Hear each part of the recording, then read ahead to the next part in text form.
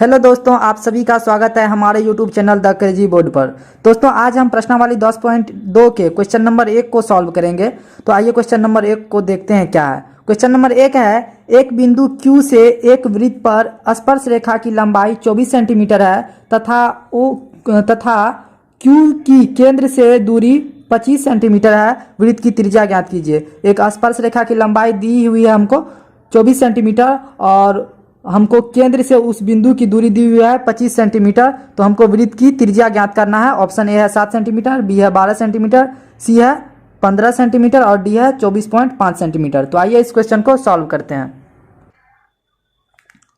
मान लीजिए यहाँ पर जो है ये एक कोई वृत्त है जिसका केंद्र O है और बोल रहा है बिंदु Q से एक वृत्त पर स्पर्श रेखा की लंबाई 24 सेंटीमीटर है। तो मान लीजिए यहाँ पे बिंदु कोई Q है और जो है इससे स्पर्श रेखा की लंबाई जो है कितना है 24 सेंटीमीटर है।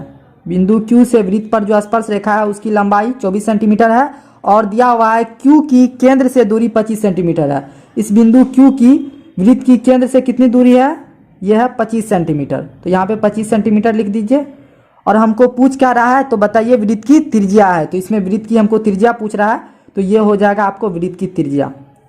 तो इसको O Q इसको P मान लीजिए, POQ ये त्रिभुज बन जाएगा। आपको इसमें एक चीज़ याद रखना है कि वृत्त की त्रिज्या जो है ये वो स्पर्श रेखा पर लंब होती है। जैसे यहाँ पे PQ एक स्पर्श रेखा है उस पर त्रिज्या PO है, ये क्या हो जाएगा लंब हो जाएगा। तो यहाँ पर जो कोण जो है वो 90 डिग्री का यहाँ पे कोण बन जाएगा।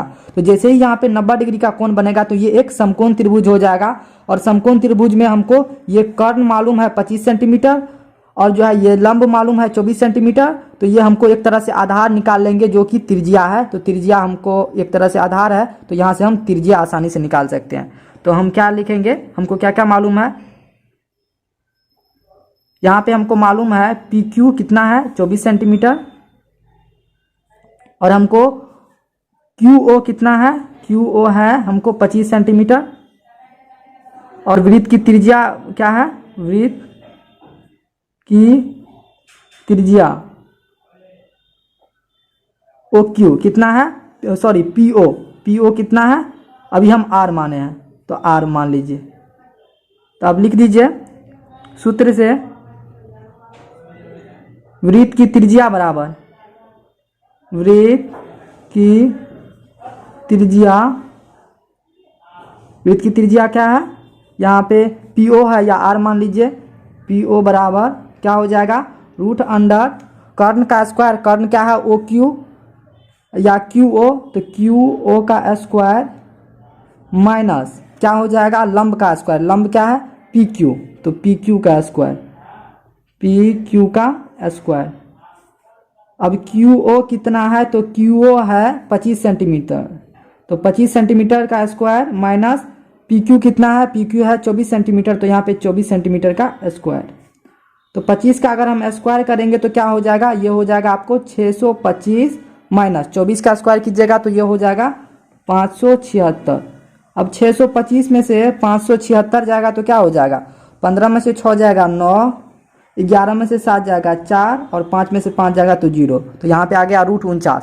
तो 49 का वर्गमूल क्या हो जाएगा, ये हो जाएगा 7। तो हमको PO कितना निकल गया, ये निकल गया हमको 7 सेंटीमीटर और यही क्या है वृत्त की त्रिज्या है। तो लिख देंगे अतः या हो गया, इसीलिए वृत्त की त्रिज्या बराबर 7 सेंटीमीटर, यही इसका आंसर हो जाएगा। तो आई थिंक ये क्वेश्चन आपको समझ में आ गया होगा। आपको एक चीज़ याद रखना है वो ये है कि आपको ये याद रखना है कि वृत्त की त्रिज्या स्पर्श रेखा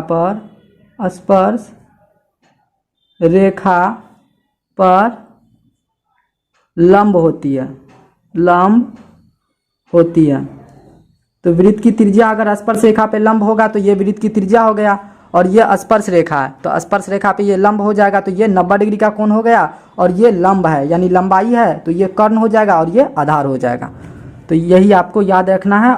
ये अगर आप याद रखेंगे तो ये आप इस तरह के क्वेश्चन को सॉल्व कर लीजिएगा।